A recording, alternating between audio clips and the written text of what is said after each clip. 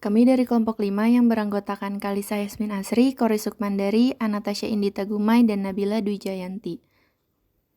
Baik, materi pertama akan dibawakan oleh Anastasia. Yang pertama ada definisi manajemen.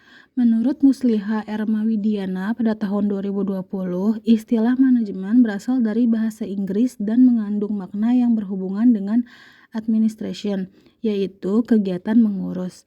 Dengan demikian, manajemen dapat dipahami secara lebih spesifik sebagai aktivitas yang berkaitan dengan pelaksanaan fungsi kepemimpinan dalam suatu organisasi. Oleh karena itu, seorang manajer berperan sebagai pemimpin yang mengarahkan dan mengelola sumber daya yang ada untuk mencapai tujuan organisasi.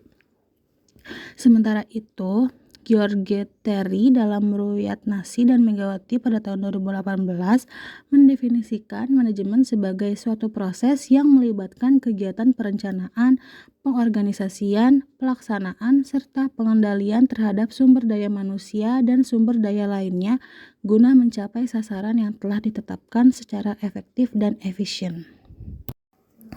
Selanjutnya, ada definisi manajemen sumber daya manusia.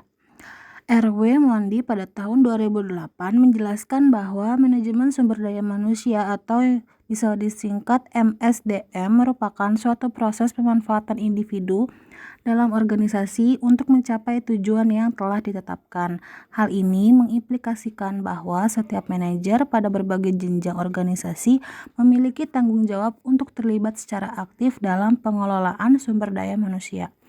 Dengan demikian, seluruh manajer yang melaksanakan tugas dan tanggung jawabnya melalui kontribusi orang lain membutuhkan sistem manajemen sumber daya manusia yang efektif agar tujuan organisasi dapat tercapai secara optimal. Selanjutnya, menurut Wilson Bangun pada tahun 2021, manajemen sumber daya manusia memiliki dua fungsi utama, yaitu fungsi manajerial dan fungsi teknis. Fungsi manajerial berkaitan dengan berbagai aktivitas pengelolaan yang dilakukan oleh manajer untuk mewujudkan tujuan organisasi, meliputi kegiatan perencanaan, pengorganisasian, penempatan sumber daya manusia, penggerakan, serta pengendalian terhadap seluruh proses manajerial. Aktivitas-aktivitas tersebut merupakan tanggung jawab fundamental bagi setiap manajer di semua tingkatan dan bidang manajemen. Adapun fungsi teknis dalam manajemen sumber daya manusia berhubungan dengan pelaksanaan berbagai kegiatan operasional yang dilakukan oleh tenaga kerja yang bertujuan untuk mendukung efektivitas serta efisiensi pencapaian tujuan organisasi. Kemudian selanjutnya ada definisi manajemen produksi. Daryanto pada tahun 2012 menjelaskan bahwa produksi merupakan suatu bentuk aktivitas yang berfungsi menciptakan nilai guna dan nilai tambah baru terhadap suatu produk atau jasa. Proses produksi umumnya diidentikan dengan kegiatan yang bertujuan untuk meningkatkan nilai dari berbagai masukan atau input melalui proses pengolahan yang terencana dan terarah. Lebih lanjut, Daryanto pada tahun 2012 juga menyebutkan bahwa manajemen produksi merupakan penerapan prinsip-prinsip manajemen berdasarkan fungsi-fungsinya untuk menghasilkan produk sesuai standar yang diharapkan konsumen. Dalam pelaksanaannya, manajemen produksi berupaya memanfaatkan teknologi secara efisien, mulai dari penentuan lokasi, produk, hingga pengawasan terhadap hasil akhir. Manajemen produksi mencakup berbagai aspek penting seperti perencanaan produksi, perancangan proses transformasi, penentuan kapasitas, perencanaan fasilitas, dan tata letak, perancangan alur kerja, pengelolaan persediaan, manajemen proyek, penjadwalan, pengendalian kualitas, pemeliharaan, serta peningkatan kendaraan produk. Sementara itu, Manahan P. Tampu-Bolon pada tahun 2004 mendefinisikan manajemen operasi sebagai suatu proses pengelolaan kegiatan transformasi yang mengubah berbagai input seperti lahan, tenaga kerja, modal, dan sumber daya manajerial menjadi output yang diinginkan baik berupa barang maupun jasa. Nah, dengan demikian, manajemen produksi dan manajemen operasi sama-sama berfokus pada optimalisasi proses transformasi sumber daya agar menghasilkan produk yang berkualitas, efisien, dan sesuai kebutuhan pasar. Selanjutnya itu fungsi manajemen. Fungsi manajemen ini terdiri dari 3. Yang pertama itu fungsi perencanaan. Nah, fungsi perencanaan ini tuh proses menentukan tujuan organisasi, mengembangkan strategi untuk mencapai tujuan, dan mengembangkan rencana untuk kegiatan kerja organisasi. Fungsi yang kedua itu fungsi pengorganisasian. Nah, organisasi ini tuh kumpulan kegiatan yang diperlukan untuk menentukan struktur organisasi dan tanggung jawab, serta fungsi unit-unit dalam organisasi, serta untuk menentukan status dan sifat hubungan antar unit. Yang ketiga itu fungsi perintah atau eksekusi. Nah, fungsi ini tuh meliputi usaha untuk mengarahkan para anggota organisasi atau perusahaan agar melakukan yang terbaik untuk mencapai tujuan dan sasaran perusahaan. Struktur organisasi manajemen. Yang pertama ini ada departementalisasi fungsional. Departemen fungsional ini dikelompokkan berdasarkan bidang keahlian dan sumber daya yang diperlukan untuk menjalankan seperangkat penugasan sejenis.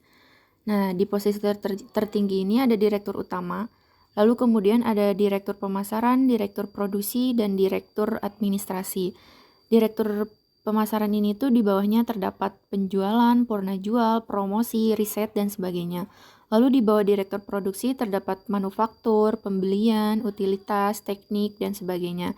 Yang terakhir di bawah direktur administrasi terdapat akuntansi, keuangan, personalia, umum, dan sebagainya. Selanjutnya yang kedua itu ada departementalisasi geografis, mengelompokkan semua fungsi pada satu area geografis tertentu di bawah kendali seorang pemimpin. Yang pertama itu ada direktur utama. Direktur utama dibagi menjadi 3, direktur wilayah A, direktur wilayah B, dan direktur wilayah C. Direktur wilayah A itu ada pemasaran, keuangan, produksi, dan personalia. Yang kedua itu ada direktur wilayah B, itu ada pemasaran, keuangan, produksi, dan personalia. Dan yang ketiga itu ada direktur wilayah C dan ada pemasaran, keuangan, produksi, dan personalia. Dan yang ketiga itu ada departementalisasi produk atau barang dan jasa. Sebuah organisasi dibagi menjadi unit-unit mandiri dan setiap unit mampu mendesain serta memproduksi barang atau jasa yang menjadi kompetensinya. Yang terdiri dari direktur utama. Direktur utama dibagi menjadi 3, yaitu direktur divisi elektronik, direktur divisi semikonduktor, dan direktur divisi komunikasi. Direktur divisi elektronik itu ada terbagi menjadi komputer, otomatisasi, dan rumah tangga. Yang kedua itu ada direktur divisi semikonduktor, itu ada terbagi militer, energi, produk, dan produk komersial. Dan yang terakhir itu ada direktur divisi komunikasi, yaitu terbagi menjadi televisi, radio, dan telepon digital. Departementalisasi matriks disusun berdasarkan kewenangan ganda dengan sistem penunjang. Di sini ada direktur divisi teknologi. Dengan pertamanya ada spesialis uji, spesialis struktur, spesialis komponen, spesialis divisi, manajer produksi. Selanjutnya spesialis uji, spesialis struktur, spesialis komponen, spesialis divisi, manajer produk aerodinamika. Selanjutnya spesialis uji, spesialis struktur, spesialis komponen, spesialis divisi, manajer produksi alat. Selanjutnya ada spesialis uji juga, spesialis struktur, spesialis komponen, spesialis divisi, dan manajer produk tenaga penggerak. Proses atau alur produksi. Proses produksi dapat dipahami sebagai suatu kegiatan operasional yang mencakup serangkaian tahapan untuk menghasilkan suatu produk atau layanan. Secara ringkas, proses produksi merupakan rangkaian aktivitas yang berfungsi mengubah berbagai masukan atau input menjadi keluaran atau output yang memiliki nilai guna dan manfaat tertentu, sebagaimana tergambar dalam diagram berikut.